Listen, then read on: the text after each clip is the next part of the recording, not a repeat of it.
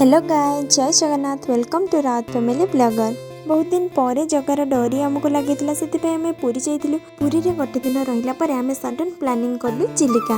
एठी आम अधिकांश जन चिलिका प्रथम थर जाउथुलु। फाइनली आम चिलिका रे पहुँची गलु। देन आम माँ को भोग किणिलु।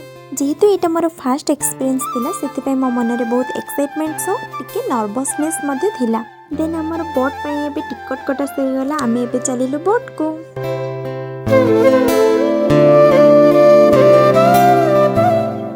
जेहेतु मंदिर फेरिया पाई लेट हम कहले तो से आम एपटे किसी खाई नेलु।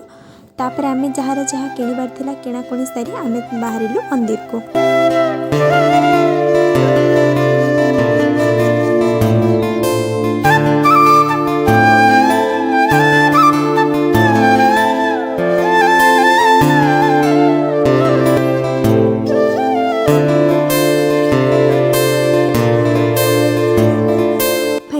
मंदिर रे पूजा सारी एठी बुलाबुली करने पलि आसलु।